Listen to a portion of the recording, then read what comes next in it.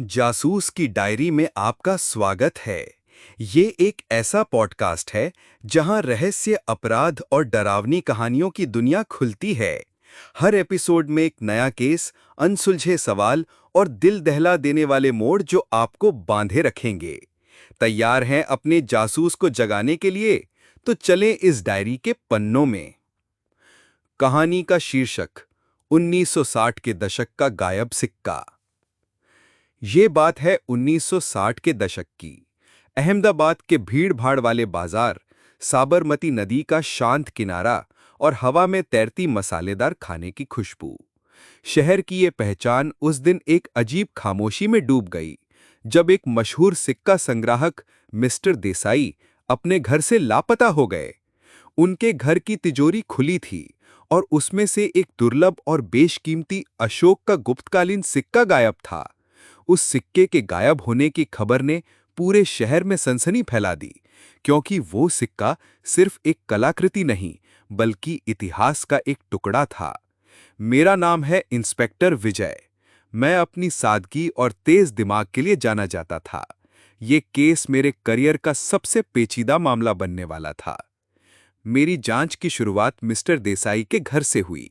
घर में कोई जबरदस्ती घुसने का निशान नहीं था। ऐसा लग रहा था जैसे मिस्टर देसाई ने किसी जानने वाले के लिए दरवाजा खोला हो।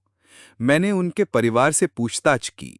उनकी पत्नी ने बताया कि मिस्टर देसाई एक दो दिनों से परेशान लग रहे थे।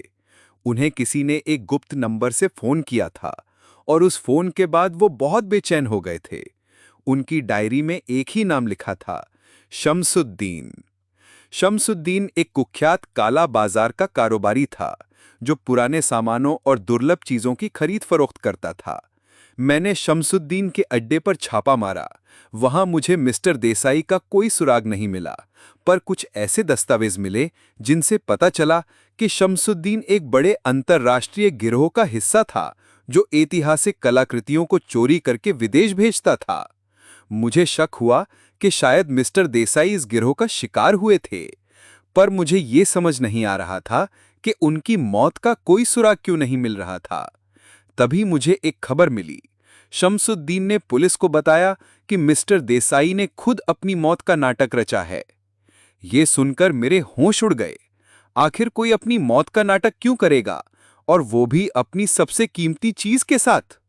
मैंने अपनी जांच की दिशा बदल दी और मिस्टर देसाई के जीवन से जुड़ी हर छोटी बड़ी जानकारी को खंगालना शुरू कर दिया।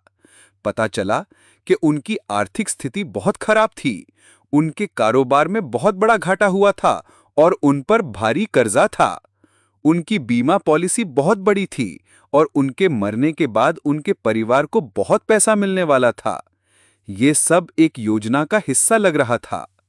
मिस्टर देसाई ने शमसुद्दीन के साथ मिलकर ये नाटक रचा था। वो अपना कर्जा चुकाना चाहते थे और एक नई जिंदगी शुरू करना चाहते थे।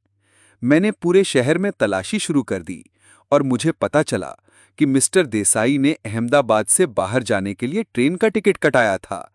मैंने उस ट्रेन का पीछा किया और आखिरकार उन्हें एक छोटे से स्टेशन पर पकड़ लिया। मिस्टर देसाई ने अपने अपराध को कबूल कर लिया। उन्होंने बताया कि उन्होंने अपनी मौत का नाटक इसलिए रचा था ताकि उनका परिवार बिना कर्ज के एक नई जिंदगी शुरू कर सके। उन्होंने वो सिक्का भी वापस कर दिया जिसे उन्होंने शमसुद्दीन को बेचा नहीं था, बल्कि उसे अपने साथ ही छिपा कर रखा था। इस केस का अंत जैसा मैंने सोचा था वैसा बिल्कुल नहीं था।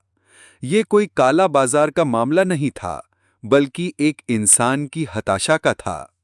पर क्या किसी मजबूरी के चलते किया गया अपराध अपराध नहीं कहलाता? एक जासूस के तौर पर मेरा फर्ज सिर्फ सच्चाई को सामने लाना था, और वो मैंने किया। मिस्टर देसाई के हाथ में हथकड़ी थी, पर उनकी आंखों में एक अजीब सी शांति थी, जैसे उन्हें अब अपनी जिंदगी में सबसे कीमती चीज, उनका परिवार, फिर से मिल गया हो। ये थी जासूस विजय की डायरी से एक और कहानी। अगर आप ऐसी ही अनसुनी कहानियों की दुनिया में गोते लगाना चाहते हैं, तो हमारे चैनल को सब्सक्राइब करें और घंटी के आइकॉन को दबाना ना भूलें, ताकि आप हमारी अगली कहानी का हिस्सा बन सकें। मिलते हैं अगली बार एक और अनोखे केस के साथ।